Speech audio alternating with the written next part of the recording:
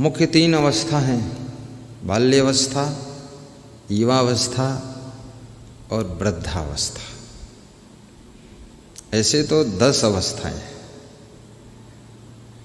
गर्भावस्था, पौगंडावस्था, फिर जन्म अवस्था, बाल अवस्था, कुमार अवस्था, युवावस्था, प्रौढ़ अवस्था, वृद्धावस्था, जर्जर अवस्था और फिर है मरण अवस्था। ये सब तमाम अवस्था, लेकिन वो सब बहुत लंबा, कौन 5-5, 10-10 साल बांटेगा उसका।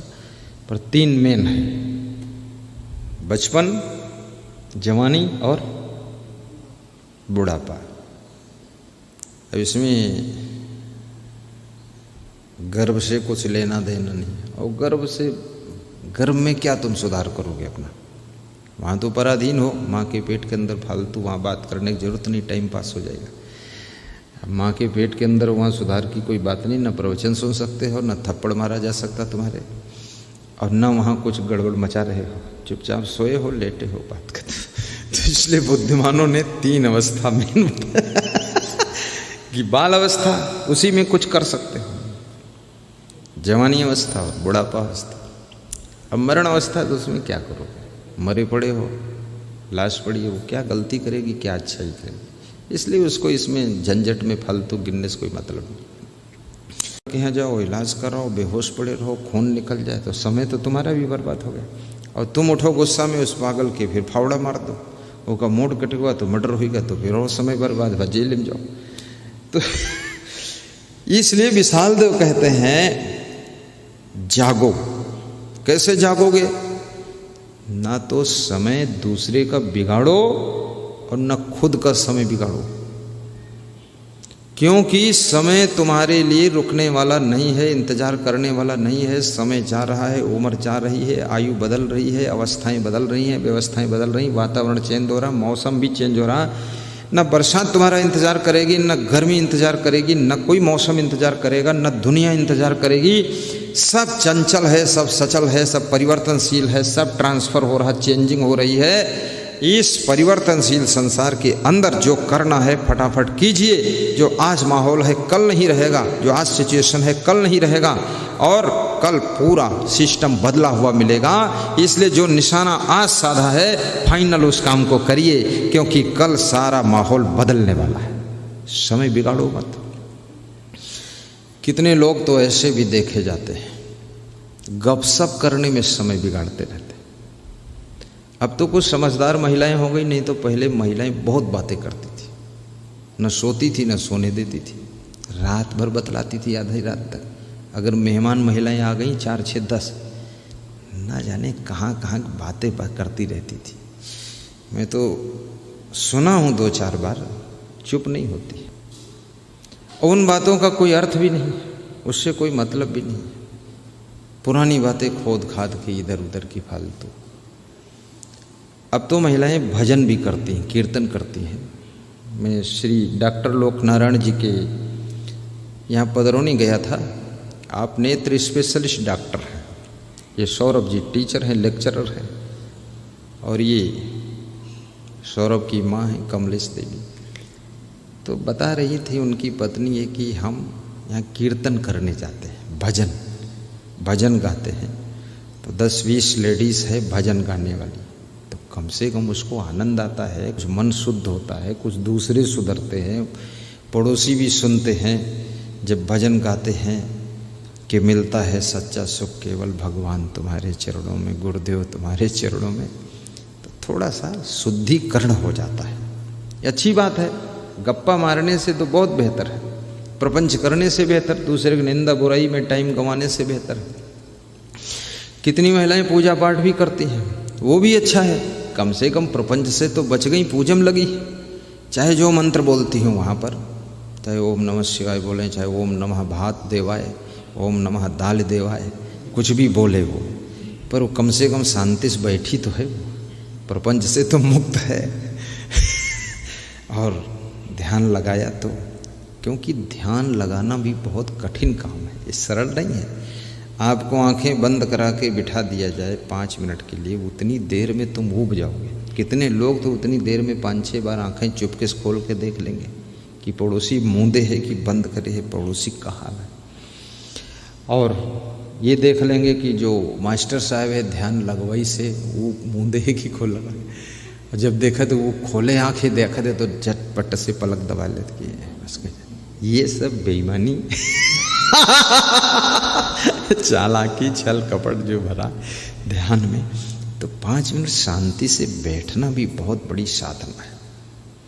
और कितनी महिलाएं तो इतनी महान हैं कि वे अपने घर के मंदिर में भी पूजा करती हैं, तो अपने पति के स्वस्थ रहने के लिए भी पूजा कर देती हैं, गुरु के स्वस्थ सुखी रहने की पूजा कर देती हैं कि हमारे गुरु जी भी ठीक रहें। अब कहते हैं ये शुभ कामनाएं जो है इनका प्रभाव समुद्र पार लाखों कोस दूर तक जाता है, शुभ कामनाओं का प्रभाव। तो ऐसा भी करती रहती हैं। कितनी महिलाएं सुंदरकांड का पाठ करती रहती हैं, और कितने पुरुष लोग भी थोड़ा आधा घंटे पूजा पाठ ध्यान आदि सुबह करते हैं, कुछ शाम को भी कर लेते हैं, प्रवचन सुन लेते हैं मोबाइल के यूट्यूब में, थोड़ा समय मिला प्रवचन सुन लिया, आनंद आ जाता है। हर समय उसी माया मोह में घुसे रहना ये अपने आप के लिए ही नरक बनाना है। उसमें क्या करोगे इतना तुम, और किसके लिए करोगे? आखिर तुम कितना मर मिटो, कोई तुमको धन्यवाद वन्यवाद देने वाला नहीं है। आने वाले लोग तुमसे वाद विवाद करने वाले और निंदा करेंगे, कहेंगे पूरा बर्बाद करके रख दिया और घर भी गलत बना दिया और ठीक नहीं है और दिमाग नहीं है, तुमको कहेंगे पक्का मूर्ख है। तुमको भी लगेगा कि यार जिंदगी मर मिटे, कभी ठीक से बैठकर खाए उलट देंगे समुद्र में और समुद्र उलट देंगे तुम्हारे ऊपर। तो कब उल्टोगे तुम? बोले उल्टेंगे तब उल्टेंगे, अभी थोड़े उल्टेंगे, इंतजार करो। इतना बड़ा हिमालय उल्टने में टाइम तो लगेगा ना। हिमालय उल्टेंगे। कभी फूल तोड़ने नहीं गए, पक्के आलसी कामचोर, और एक अक्षर पढ़ाई भी नहीं किया, बातें गढ़ते हैं बस ऊंची ऊंची फालतू। तो ये विदुर जी बहुत अच्छी बात कहते हैं। दिवसेनैव तत्कुर्याद् येन रात्रौ सुखं वसेत्, अष्टमासेन तत्कुर्याद् येन वर्षा सुखं वसेत्, पूर्वे वयसि तत्कुर्याद् येन वृद्धा सुखं वसेत्, यावज्जीवेन तत्कुर्याद् येन प्रेति सुखं वसेत्। भाव समझो, ऐसे बैठ जाओ, बहुत अच्छा लगेगा। थोड़ा रीढ़ को सीधा करो।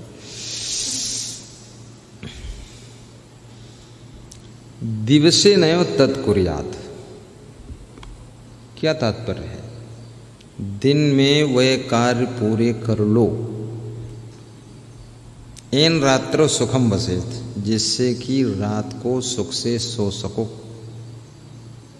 जैसे रात में बिजली चली गई, गर्मी हो गई, हवा नहीं लगती है, पसीनम डूबे हो, पंखा नहीं चलता है, तो दिन में आपको इन्वर्टर है, सोलर पैनल है, ये सब लगाकर कंप्लीट कर लेना चाहिए। तो दिन में इधर उधर घूम रहे हो, मेहनत कर नहीं रहे हो, धन कमा नहीं रहे हो, सोलर पैनल कोई फोकट में थोड़े मिल जाएगा।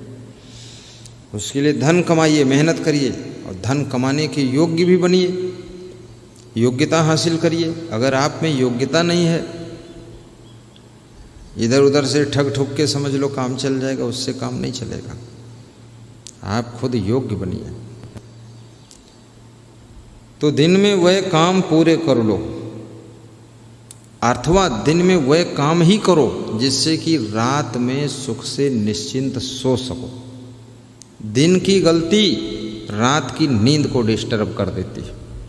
दिन की लापरवाही रात का विश्राम डिस्टर्ब करती है। दिन का आलस्य रात को आपको चैन नहीं लेने देगा। दिन की चूक रात में आपको नींद नहीं आएगी। इसलिए दिन को संभालो तो रात संभल जाएगी। बचपन को संभालो तो जवानी सही दिशा तरफ चल देगी, और जवानी संभाल लो तो बुढ़ापा सुखद हो जाएगा, और बुढ़ापा संभाल लो तो तुम्हारी मृत्यु भी अमृत बन जाएगी, सारा लफड़ा खत्म हो जाएगा। उसको संभालो। अब संभालने का मौका सबको मिला है, सबको मिला है, अपना ही तो संभालना है। अपनी उम्र संभाल ली है, अपनी जवानी संभाल ली है, अपना बचपन संभालना है, अपना बुढ़ापा संभालना है, अपनी बुद्धि अपने मन को संभालना है। और आपके दिमाग में बहुत बड़ी शक्ति है, मूर्ख नहीं है आप, ये भ्रम में मत रहिए। आप भ्रमित होते हैं कि हमारी बुद्धि नहीं है, अतिशय रगड़ करे जो कोई। मैं देखता हूँ बहुत लोगों का हाथ देखा हूँ, बड़े बड़े अफसरों का, बुद्धि रेखा बहुत बड़ी नहीं है लेकिन हैं बड़े अफसर। और बहुत लोगों का हाथ देखा हूँ, बुद्धि रेखा बहुत बड़ी है और भीख मांग रहे, प्रयास ही नहीं किया है। भिखमंगों को भी हमने 10-20 रुपये दिए तो हमने कहा जरा हाथ दिखाओ, तुम रेखा देखा, तो इतनी बड़ी बुद्धि रेखा है, वो भीख मांगता है। तो मैंने उनसे कहा भीख क्यों मांगते, तुम्हारी बुद्धि तो बहुत है। बोले बुद्धि न होती तो आप जैसे बुद्धिमानों की जेब से 20 का नोट निकालते कैसे, बुद्धि तो है। तो हमने कहा तो भीख क्यों मांगते हो। बोले हमारे बाप भी मांगते रहे, अम्मा भी मांगती रहे, भाई मांगते हैं, तो वह हम जुट गए, वह कार्यक्रम चल रहा है। बात बड़ी अच्छी करने लगा वो भिखारी। तो हमने कहा अगर सत्य लगी, आप ये भी मत देखिए मेरा बाप क्या कर रहा है, बाप जो कर रहा है ठीक है, अगर वही तुम करने योग्य तो वही करो। अगर उससे कुछ बड़ा कर सकते हो, अच्छा कर सकते हो, थोड़ा हट के कर सकते हो, कुछ बढ़ के कर सकते हो तो वो करो। कोई बाप की भी बराबरी नहीं करना है। जैसे लोग संत बनते हैं, बाप तो संत नहीं था और ना दादा संत थे, 10 पीढ़ी में कोई संत नहीं होगा, और संत बन गए और संत बनना चाहते हैं। क्योंकि कोई तुम्हारा बाप है तो तुम्हारे शरीर का बाप है, आत्मा का कोई बाप थोड़े है। शरीर को जन्म दिया है लेकिन ये आत्मा तो अलग से आई है, अजर अमर अविनाशी है और इसके प्रचंड संस्कार है। तो आपका जो संस्कार है उस कार्य में लग जाइए। संत बनना है, संत बन जाइए, और संत बन करके फिर संत मार्ग में भी मेहनत कीजिए, आलसी मत